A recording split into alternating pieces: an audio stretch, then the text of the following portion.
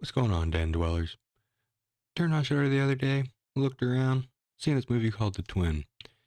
It was only rated 2 skulls, so I decided to give it a chance anyway, and to be honest, I'm glad I did, because damn right was I surprised. Let's talk about it.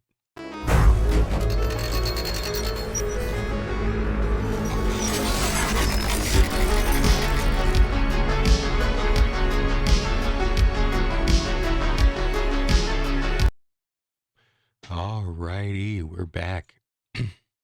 Sorry, been a while, gone a while. In-laws coming in, the holiday, everything else. So, been slightly busy. But I digress on that. Uh, so we're gonna hit it back. You know what I'm saying? I turned on Shudder the other day, like I said, and I stumbled upon this movie, The Twin. I was like, watch it. Read it. It's like it sounded good enough. So I was like, screw it. Turned it on, and yeah, it was. I was surprised. But before we get into that, deep, hopefully kind of deep dive on it, make sure you stab hack slash cement shoe that like and subscribe button. Helps me out, helps all of us out, you know what I'm saying? But let's get at it. Um yeah, I was surprised with it. I'm gonna let y'all know. Like I said, it's on Shudder. If you go to watch it, and as you know, I'm not gonna spoil like every single little detail in this thing like some people do. In movies like a lot of pages and channels do or whatever. I'm gonna give you a nice little premise, what I thought of it, you know. Um it's worth a watch. It almost turns you off, but you got to really wait until the end and really kind of try to, if you have kids, try to dive into the parent aspect of it and try to be like, you know, feel for them. Ah, it's it's pretty basic, but it's at least a good one-time watch. Like I said, it really does come around at the end, and you really have to stick around till the end. Um, if you don't, there's really um, no payoff. Um, here's the poster. It looked good. It sounded good, but I see why people were let down. Um, it was very basic. Like I said, good one-time watch. If you like your super elevated stuff, sorry, got a cat hair on my nose. Um, you're probably not gonna like it if you think like horror has to be this extravagant whatever. Like there is a message in it, but I don't think it's the message people were really wanting. So we're gonna dive in and talk about this guy. So let's talk about it. Um,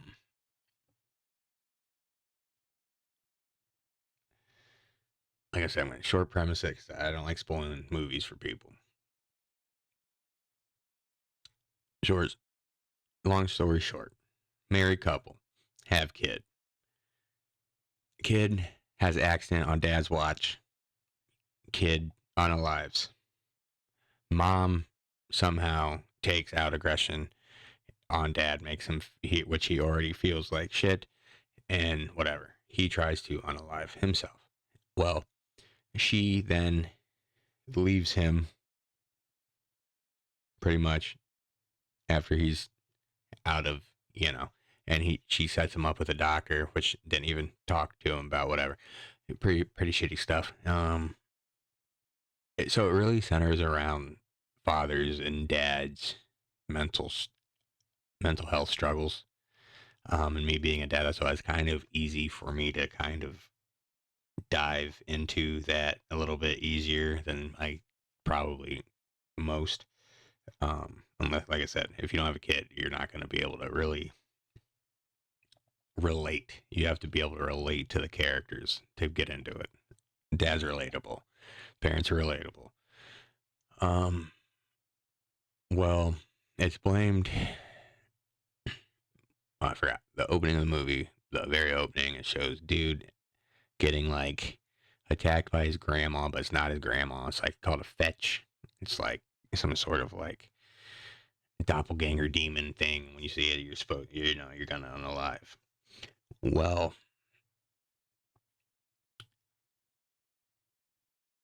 fast forward, he somehow is alive. Don't understand how, but grandma is no longer a thing. So that's like his trauma through the whole thing was that, you know what I'm saying? Well, the doctor's trying to get the bottom of it. He thinks he has issues, and it's centered around this book. Book grandma read. Whatever. Well, it's not. The thing is actually, you know, and they fight it. The, they get back together, whatever. The dad's finally able to let go. So you got to really follow to the end. It was almost like if you guys have seen the Woman in Black. Um, Woman in Black. Wow, my bad. Completely wrong movie. I just watched that the other day. That's why I said that. The Woman in the Yard. Um, really centers. So if it centers around a lot of self unaliving. Okay.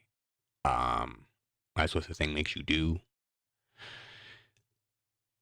But instead of him going through with it like the mom does in Woman in the Yard, um, he's able to fight it and realize, like, hey, you know, it, it was a it was a good one time watch, guys. Okay, it was a good one time watch. Would I sit and watch it again? Maybe. Would I fucking something I'd watch all the time? No. Which leads me to like 4 out of 6. It's just in the beginning it was hard, man. Like it was losing me. The mom was a piece of shit. The dad was kind of a bitch. The doctor was kind of an asshole. But it really kind of started to come around in that third act of the movie. And you get a good message at the end. Like you need to, you know, men. I'm a male advocate, okay? You know, men, you know, they struggle, right? I understand this. We carry a lot of shit on our shoulders and deep down. And this was just kind of a really good view on, especially when it starts hitting like the fetch talking to talking to him and saying this fucked up shit of like nobody loves you, it should have been you, blah blah blah. Dude, if you're a dad or you're a dude, you know that we've all been through that shit, dude. And you know, and we just don't vocalize it. We hold on to it, and it's showing what kind of really that can lead to. And just they did it in a supernatural way, um, which you know it was a very basic movie. That's why I kind of gave it you know, middle of the road there. It's not over 4. Very middle of the road. It's not mid. It's mid. It's a little above mid, but like I said, good one time watch. Maybe again. Which leads me to my woke rating, guys. I only give that a 2 out of the 4, so like a half. Just because it did really have to cake that message in there through the whole fucking thing, and